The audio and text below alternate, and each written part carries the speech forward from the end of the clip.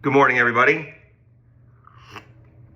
Ooh, nice one. Dave Schultz, Lockdown Sunbelt, Monday morning preview. A little bit later, did get up and work out a little bit and showered. So that's a good start to the day. Obviously, South Alabama with a big win over the weekend. We've talked about that a lot. But everybody else helped out, right? App State lost, Troy lost, Marshall lost. Okay.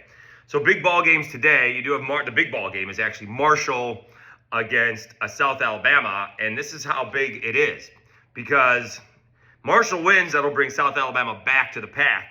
It also puts Coastal Carolina and Texas State in there. We have a chance, I guess we could look at it, but you actually may have a chance at a six-way tie for first. Remember, a couple years ago last year I think it was four-way tie for first place, although South Alabama was the number one seed. And don't get me started on the tiebreakers. We'll figure out the seeding later on. But it's not out of the realm of possibility. You know, Troy loses one more game, but beats South Alabama, so they win that tiebreaker, and then you got all kinds of things going on. But a Marshall win brings Texas State and Coastal Carolina into that mix that they could actually be co-champions. Bunch of ridiculousness, but it is what it is. And other mid-major news, Sacramento State joining the MAC.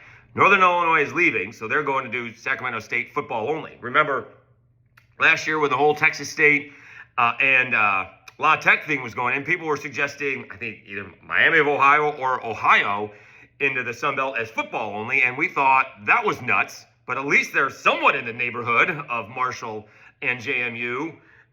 Sacramento State's flying 2/3 away across the country for half their ball games, so that's going to be insanity. Also, it's starting to come out, and this is going to get everybody upset in the mid-major land. If Miami loses a ball game, Miami's undefeated. If they lose one ball game, they're not going to make the NCAA tournament, so we can get a 10-loss SEC team in there. Like, they had a harder schedule, but they didn't beat anybody. Oh, they beat a couple of teams because they managed to win 19 or 20 ball games, but that's going to be bad. All right, I hope that Miami doesn't lose now. I hope they go undefeated, but you know, they could lose one in the regular season, although I think they're favored to win all the rest of them. And certainly Akron could beat them.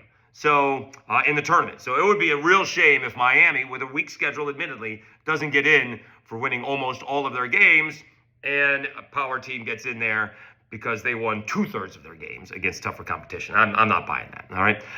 Again, we got basketball tonight. We'll go over more baseball as well on Tuesday.